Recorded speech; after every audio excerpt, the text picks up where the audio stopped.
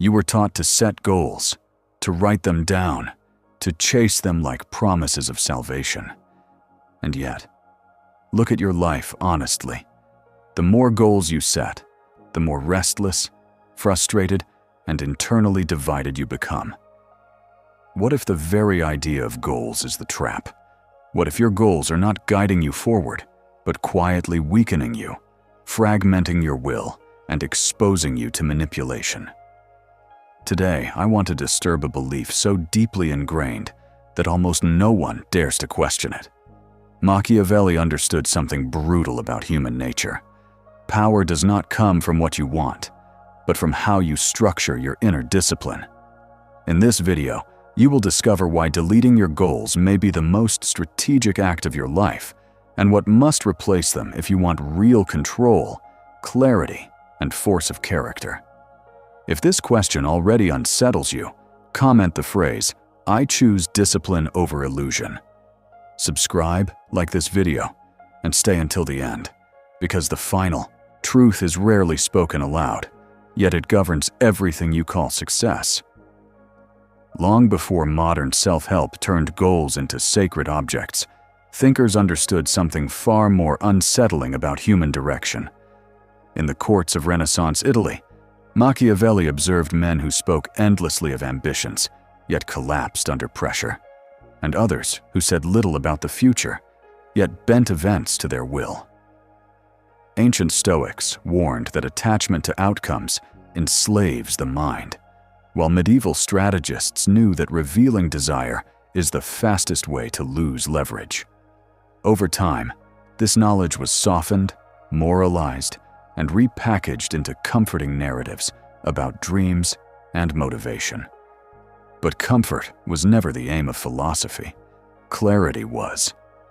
In an age obsessed with visibility, metrics, and declarations of intent, the old wisdom became dangerous because it exposes a wound of our era. People are driven by wanting, not by inner command. And wanting is easy to exploit.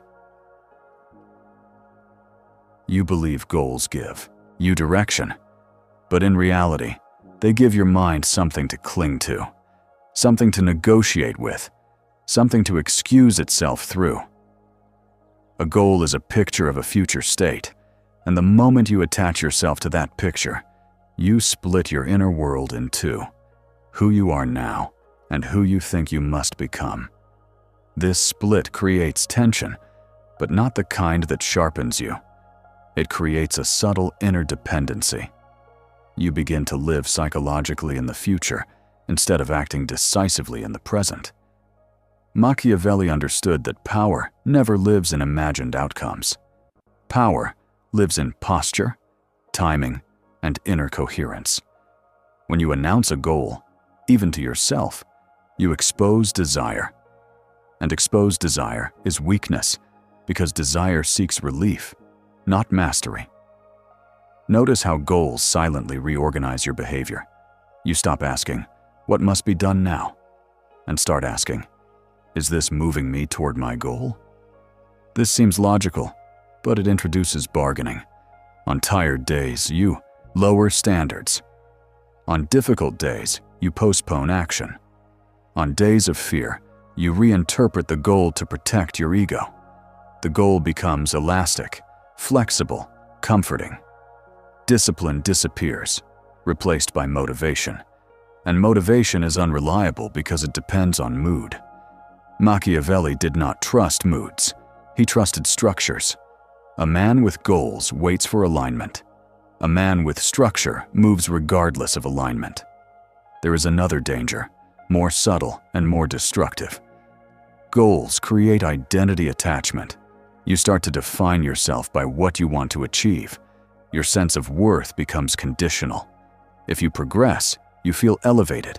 If you stall, you feel diminished. This emotional volatility is not accidental. It is the natural consequence of tying your inner stability to an external outcome. The world becomes a judge, constantly issuing verdicts on your value. From a strategic perspective, this is catastrophic. Anyone who can influence your progress can influence your emotions. Anyone who can delay you can weaken you. This is how institutions, trends, and other people gain power over individuals who believe they are ambitious. Machiavelli observed that the most dangerous individuals were not those without desire, but those ruled by it. Desire makes you predictable.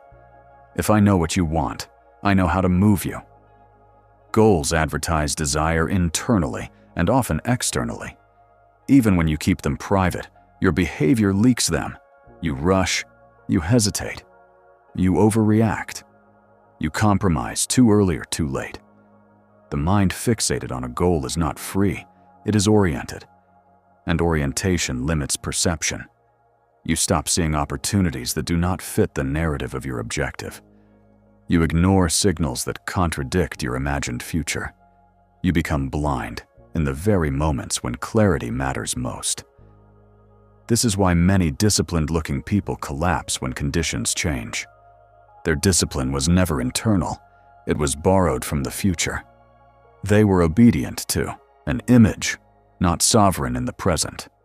When the image cracks, so does their will. Machiavelli knew that reality is unstable, that fortune shifts without warning. Anchoring yourself to a specific outcome is like building your inner order on moving ground. You may advance quickly for a while, but when resistance appears, you panic because your psychological balance depended on progress continuing. There is also the illusion of control embedded in goals. Writing them down creates a feeling of mastery, as if naming the future gives you authority over it. This is comforting, but false. Control does not come from prediction, it comes from preparation. Goals seduce you into believing the path is linear. Reality is not linear. It is adversarial, chaotic, and indifferent. When reality refuses to cooperate with your plan, frustration rises, and frustration is one of the fastest ways to make poor decisions. Machiavelli warned against acting from emotional disturbance because disturbed minds seek relief, not advantage. Ask yourself something uncomfortable. How often have your goals become excuses? Excuses to delay action until conditions are perfect. Excuses to quit when the cost becomes real. Excuses to explain away inconsistency. A goal allows you to say, I am still on my way, even when you are standing still. This is why goals feel productive, even when nothing changes. They give psychological movement without physical execution. They satisfy the ego's need to feel purposeful while avoiding the pain of transformation. There is another layer most people never see. Goals turn life into a negotiation with yourself. You reward compliance and punish deviation. You live under an internal contract. But who enforces it? The same mind that benefits from breaking it. This is a conflict of interest. The ego becomes both judge and defendant. Predict the outcome. The verdict is always lenient. Machiavelli understood that internal order requires something impersonal, something that does not argue, something that does not negotiate. Goals negotiate, structures command. You may notice that people who speak the most about their goals often have the least presence. Their energy is scattered across imagined futures. Meanwhile, those who operate with quiet consistency seem grounded, difficult to read, and strangely resilient. This is not personality. It is orientation. One lives toward an image. The other lives from a principle. One seeks arrival. The other enforces a standard. Machiavelli respected the second type because standards do not care about comfort, applause, or timing. They operate in silence. This is where suspense enters, because deleting your goals does not mean drifting. It does not mean passivity.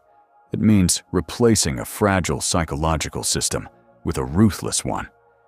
But what replaces goals is not what modern culture expects. It is not vision boards.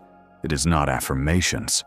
It is something colder, more demanding, and far more effective.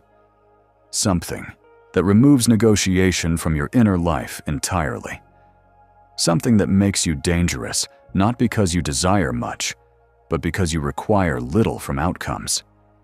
Before revealing that structure, you must see clearly why the goal-based mind resists it. Because once you adopt it, excuses die. Emotional fluctuations lose authority, and the ego, deprived of its favorite toys, begins to panic. That panic is the signal that you are approaching something real. Once you begin to see the weakness hidden inside goals, a deeper resistance emerges, because goals are not just tools, they are psychological shelters. They protect you from a far more demanding requirement: to become internally governed. The ego prefers goals because goals postpone judgment. As long as you are on the way, you never have to fully confront who you are right now. Machiavelli understood this avoidance instinct with brutal clarity.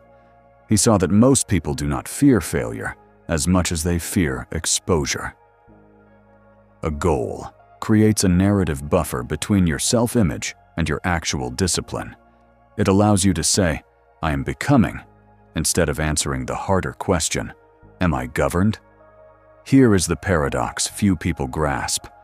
Goals feel heavy, but they are actually light. They sit in the mind, not in the nervous system. They do not reshape your reflexes, your tolerance for discomfort, or your relationship with resistance. They decorate intention without altering structure. This is why two people can have identical goals and radically different outcomes. One collapses under pressure, the other adapts and advances. The difference is not intelligence or motivation, it is internal law. Machiavelli did not trust intentions because intentions dissolve under stress. He trusted habits enforced by necessity, because necessity overrides preference. Modern culture worships desire. You are told to want more, visualize more, expand endlessly. But desire is inflationary. The more you indulge it, the less satisfied you become. Goals feed this inflation. Each achievement raises the baseline of expectation, creating a permanent state of insufficiency. You are never there because the ego moves the horizon forward the moment you approach it. This creates quiet exhaustion. You are always chasing, rarely inhabiting. From a Machiavellian lens, this is disastrous, because a man who cannot inhabit the present cannot read power accurately. He misjudges timing. He misreads people. He overcommits or hesitates at the wrong moment. There is also the social illusion surrounding goals. Declared goals invite validation. Validation feels like fuel, but it is a sedative. The moment others applaud your intention, part of your nervous system registers completion. You receive a reward before paying the cost. This weakens execution. Machiavelli warned that public virtue often replaces private strength. When you speak your future aloud, you trade silent pressure for visible approval. Power, however, grows in silence. What is unseen compounds. What is announced dissipates. At a deeper level, goals trap you in linear thinking. You imagine progress as a straight path from here to there. Reality does not operate that way. Reality tests you sideways. It interrupts. It contradicts. It humiliates. When your identity is tied to a projected outcome, these disruptions feel personal. You resist them instead of using them. This is where many intelligent people fail. They interpret resistance as a sign they are off path, rather than as the path itself reshaping them. Machiavelli saw fortune not as an enemy, but as a force that reveals whether you are rigid or adaptable. Goals reward rigidity. Structures reward adaptation. Now we approach the core shift. Machiavelli did not replace goals with passivity. He replaced them with internal constraints. Instead of asking, "What do I want to achieve?" he asked, What kind of man must I be regardless of outcome? This question changes everything. It removes dependence on results. It relocates authority from the future to the present.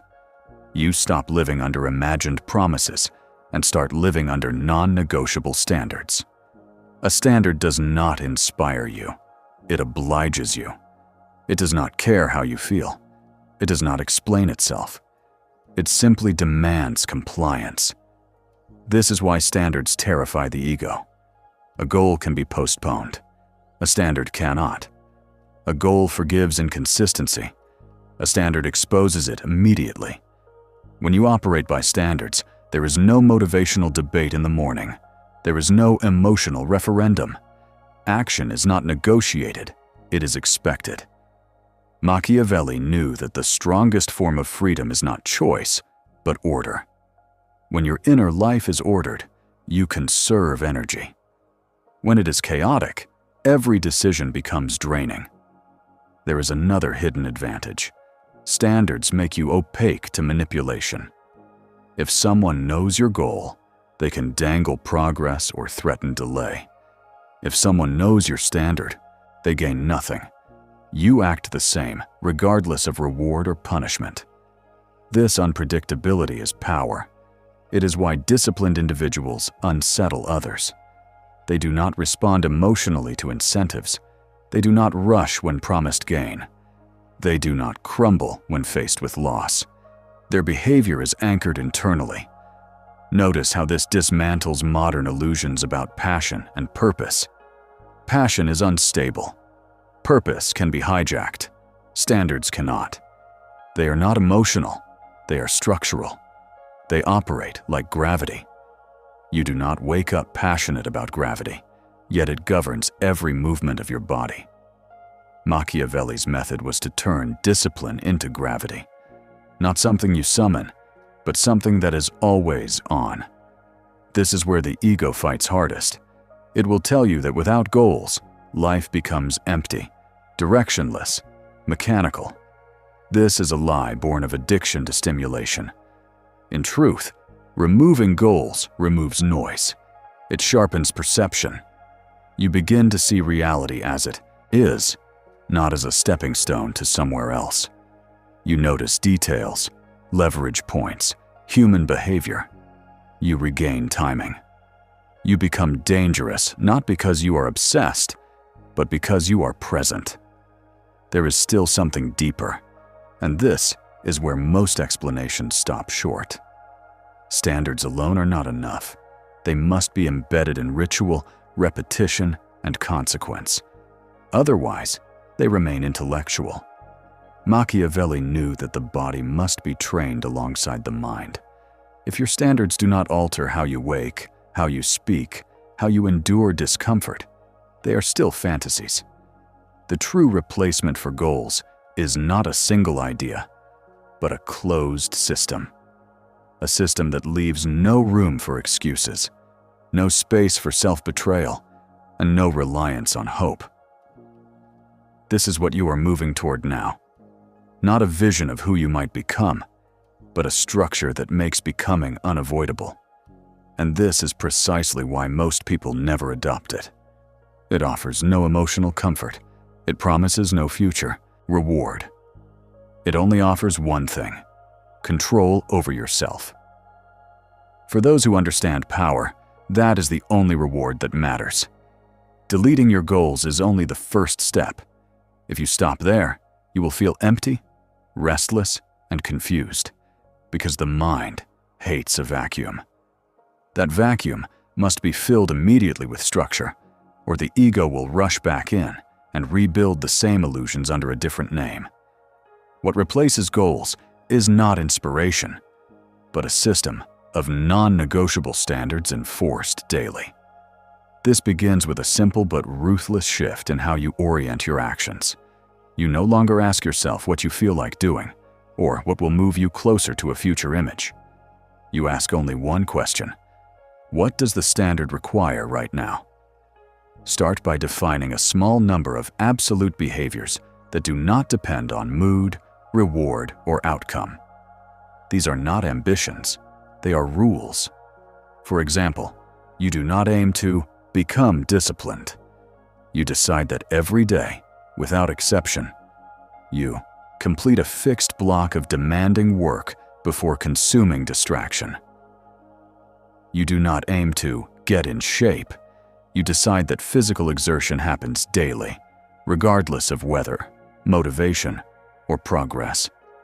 The exact form matters less than the inevitability. A standard is something you obey even when it feels pointless, especially when it feels pointless.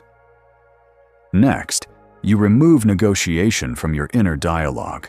Most people sabotage themselves not through laziness, but through conversation. They debate, they justify, they explain. This internal noise drains energy. Your task is to make action boring and automatic. Decide in advance when and how certain behaviors occur, and then execute them without commentary.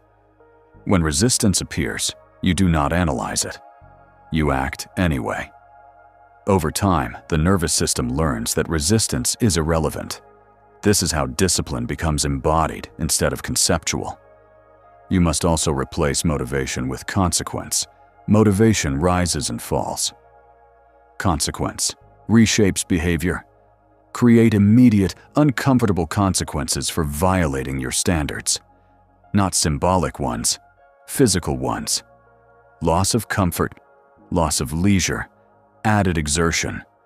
The ego responds to pain far faster than to promises. Machiavelli understood that human beings learn through necessity, not persuasion. If breaking your word to yourself costs nothing, you will continue to break it. Make the cost unavoidable. Another essential practice is deliberate exposure to discomfort without narrative. Choose forms of difficulty that cannot be reframed as growth or progress. Cold, silence, physical strain, monotony. Endure them without storytelling. Do not tell yourself this is making you stronger. Do not visualize future benefits. Simply stay present. This trains you to act without psychological reward. Few skills are more powerful. A person who can endure without meaning is extremely difficult to manipulate. You must also restructure how you measure your days. Forget tracking progress toward outcomes. Instead, track compliance. Did you obey the standard or not? Nothing else matters. A day of perfect compliance with no visible result is a success.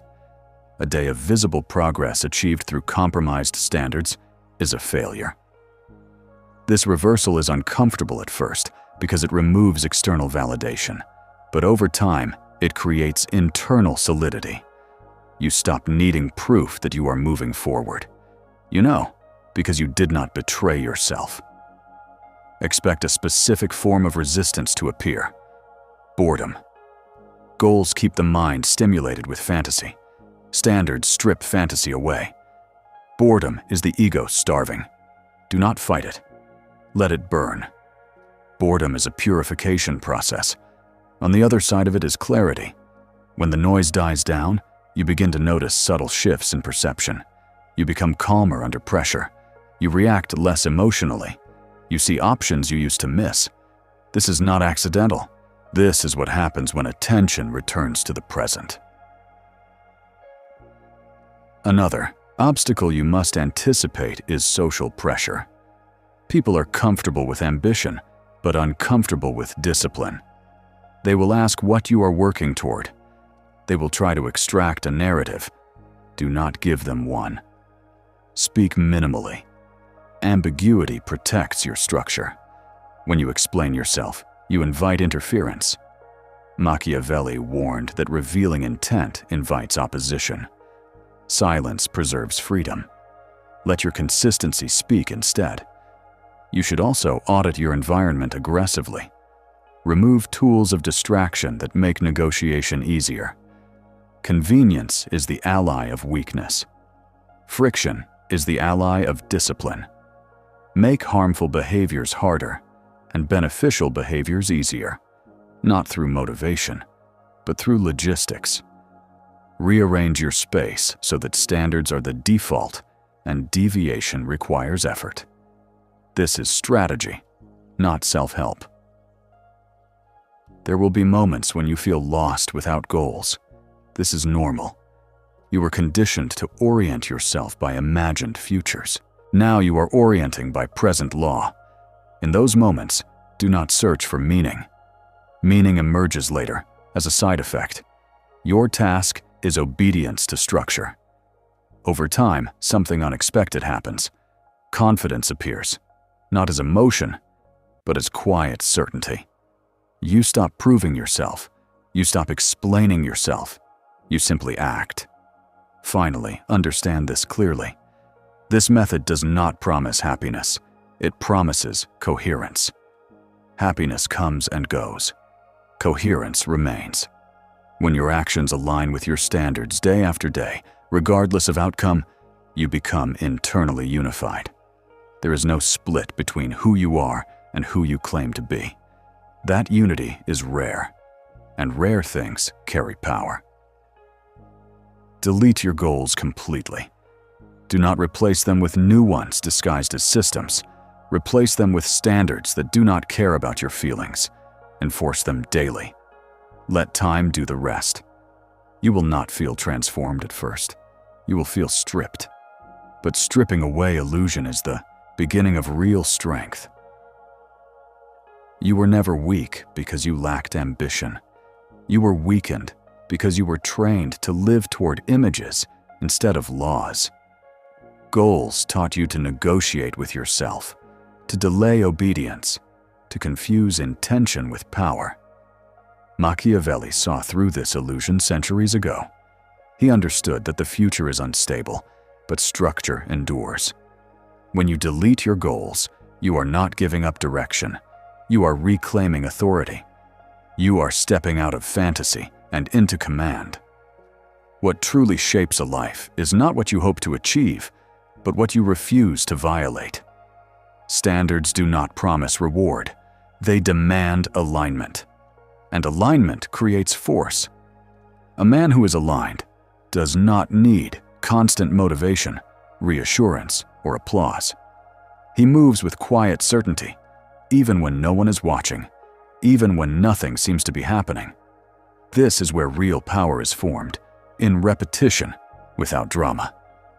If this message unsettled you, that is a good sign. It means a familiar illusion is losing its grip. Ask yourself this final question, and do not answer it quickly. If all your goals disappeared tonight, would your discipline survive tomorrow morning? If the answer troubles you, then you already know where the work begins. Stay with this channel if you want to continue exploring these uncomfortable truths about power, psychology, and inner transformation. Like this video, subscribe, and leave your thoughts in the comments. Not to declare where you are going, but to acknowledge what you are willing to enforce. Because the moment you stop chasing the future, you finally gain control of the present.